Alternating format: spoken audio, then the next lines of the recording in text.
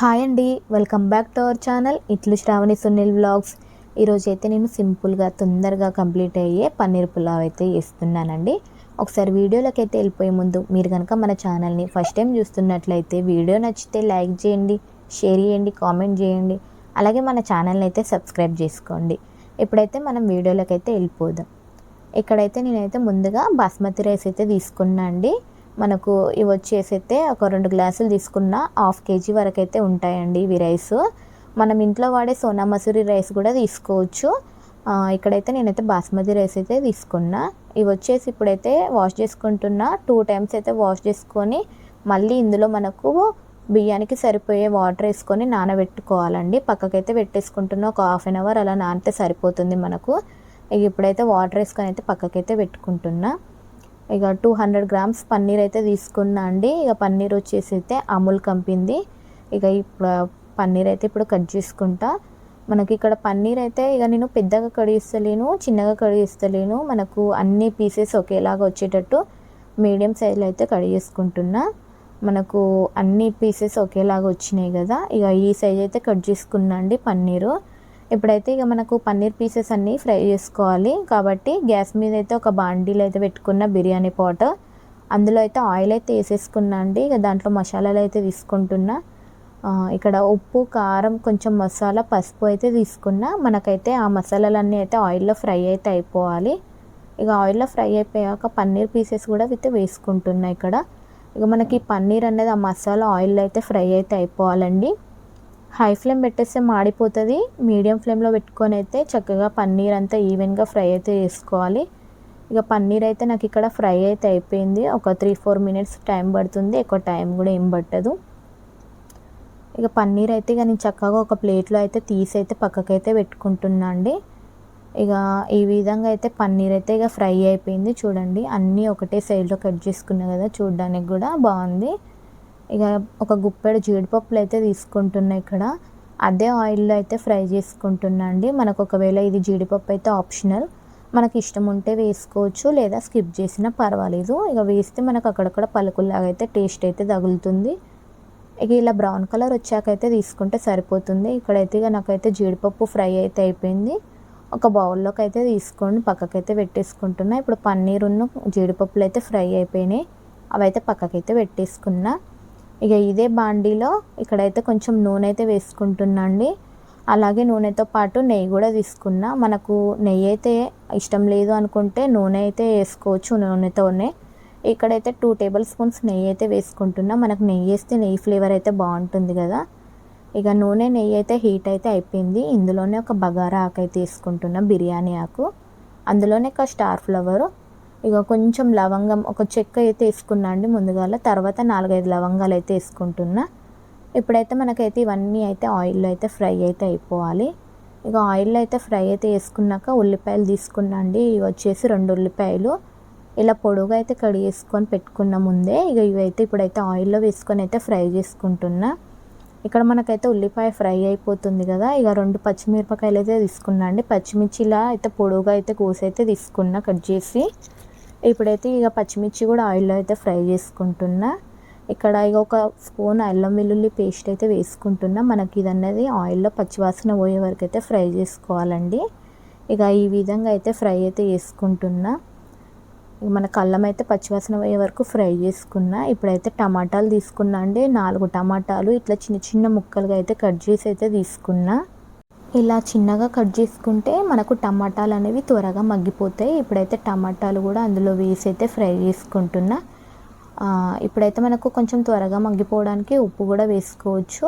నేనైతే ఇప్పుడైతే ప్రెజెంట్ అయితే వేయలేదు, మసాలాలు వేసుకున్నప్పుడే ఉప్పు అయితే వేసుకున్నానండి. చూసారా, మనకు టమాటాలు తొందరగానే మగ్గిపోయాయి. ఈ విధంగా మగ్గిపోతే సరిపోతుంది. ఇప్పుడైతే ఇందులో అయితే మనం మసాలాలు అయితే వేసుకుందాం. ఇక్కడైతే నేనైతే పసుపు వేసుకుంటున్నాండి. అలాగే కారం, మన రుచికి సరిపోయేంత ఉప్పు, ఇంట్లోదే కొంచెం గరం మసాలా, అలాగే బిర్యానీ మసాలా, ఇంతే అండి. ఇప్పుడైతే నేను ఏం మసాలాలు అయితే ఎక్కువ వేయలేదు. ఇప్పుడైతే ఇవన్నీ మనం ఆయిల్లో ఫ్రై అయ్యేలాగా చక్కగా అయితే కలుపుకుందాం. ఇప్పుడైతే ఇందులోకి అయితే కొంచెం కొత్తిమీర వేసుకుంటున్నా అండి. మనకు అలాగే కొత్తిమీరతో పాటు పుదీనా కూడా. ఇక పుదీనా అయితే మాకు బయట చెట్టు ఉందండి. ఆ చెట్టుదే ఇప్పుడే ఫ్రెష్గా అయితే తెంపుకొని అయితే వచ్చిన. ఇక ఈ కొంచెం మాత్రం పుదీనా అయితే వెళ్ళింది. ఇక అదే అయితే ఇప్పుడు ఇలా పన్నీర్ పులావ్లో అయితే వేస్తున్నా. ఇక మనకు ఫ్రెష్గా తెంపుకొని వచ్చినగా స్మెల్ కూడా బాగా వస్తుంది. ఇక ఇప్పుడైతే ఈ కొత్తిమీర పుదీనా అనేది మంచిగా మనకైతే ఆయిల్లో అయితే ఫ్రై అయిపోవాలి. ఇప్పుడైతే ఇవి రెండు అయితే ఫ్రై అయితే వేసుకున్నా. ఇందులో అయితే ఇక వాటర్ అయితే వేసుకోవాలండి. నేను తీసుకున్న రైస్ వచ్చేసి ఇక్కడ కొత్త బియ్యం అండి, బాస్మతి రైస్. మనకు కొత్త బియ్యానికి అయితే ఎక్కువ వాటర్ అయితే పట్టవు, పాత బియ్యానికి పట్టినట్టు వాటర్ పట్టవు. అందుకే నేను ఇక్కడ 2 గ్లాసులు బియ్యం తీసుకున్నా కాబట్టి 2 గ్లాసులు వాటర్ వేసుకుంటున్నా. మళ్ళీ మనకి ఎక్కువ వాటర్ వేసేస్తే అది అన్నం అయిపోయి ముద్ద అయిపోతుంది. అందుకే 2 గ్లాసులు తీసుకుంటున్నా. మనకైతే ఎసరైతే వచ్చేసింది. ఇప్పుడు అయితే నీళ్లు లేకుంటే అయితే బియ్యం అయితే వేసుకోవాలి. మళ్ళీ నీళ్ళతో పాటు వేసేస్తే అన్నము మెత్తగా అయిపోతుంది. అందుకే ఇక నీళ్ళు లేకుండా ఇక్కడ బియ్యాన్ని అయితే వేసుకుంటున్నా నేను. మనం బియ్యం వేసాక ఎలా పడితే అలా కలబెట్టొద్దండి, కొంచెం స్లోగా అయితే కలబెట్టాలి. వాటర్ లేకుండా ఇక బియ్యం అన్నీ అయితే వేసేసుకున్నా అండి. ఇక్కడ ముందే మనం ఫ్రై చేసుకొని పెట్టుకున్న పన్నీరు కాజు ఉంది కదా, ఇప్పుడు మనం వీటిని కూడా అందులోనే వేసుకోవాలి. ఇక్కడైతే ఇక పన్నీర్ అయితే వేసుకుంటున్నా మనం. ఒకవేళ మీకు ఇప్పుడు ఇక్కడనే ఉప్పు ఇంకా సరిపోకపోతే సాల్ట్ చెక్ చేసుకొని అయితే మనకు సరిపోయేంత సాల్ట్ అయితే వేసుకోండి. ఇక నాకైతే కరెక్ట్గానే సరిపోయింది. అందుకే ఇక నేనైతే ఇక్కడ ఉప్పు అయితే ఏం వేయలేదు. ఇక మనం కొంచెం నెమ్మదిగా కలబెట్టుకోవాలి, ఎందుకంటే రైస్ నానబెట్టి ఉంది కదా విరిగిపోతుంది. ఇక ఈ విధంగా అండి. ఇక ఒకసారి అయితే మూత అయితే పెట్టేసుకొని మనకు ఒక 5 to 7 minutes అట్లా మనం ఉడికించుకుంటే సరిపోతుంది. అట్లానే అలాగే వదిలేయొద్దు, మనకు పన్నీర్ పులావ్ వచ్చేసి అడుగున మాడిపోతుంది. ఇక మీడియం ఫ్లేమ్లో పెట్టుకుంటూ మధ్యలో అయితే కలుపుకుంటూ ఉండాలి. ఇక్కడైతే నేనైతే 5 minutes తర్వాత అయితే చూస్తున్నాండి. ఇక వాటర్ అయితే ఏం లేవు, ఒకసారి అయితే చూసుకుంటున్నా. మనకు కొంచెం లైట్గా అయితే వచ్చేసి చెమ్మ అవుతుంది. ఆ చెమ్మ అంతా ఓడానికైతే ఒకసారి పైకి కిందికి అయితే కలబెట్టేసుకొని మళ్ళీ ఒక 2 minutes అయితే ఉంచుకొని స్టవ్ ఆఫ్ చేసుకుంటే సరిపోతుంది. ఇక ఇప్పుడైతే మొత్తం ఒకసారి అయితే కలబెట్టేసుకున్నాను. ఇక 2 minutes అయితే ఉంచేసుకున్నానండి. స్టవ్ అయితే ఆఫ్ చేసుకుంటున్నా ఇక్కడ. ఇక పన్నీర్ పులావ్ అయితే రెడీ అయితే అయిపోయింది.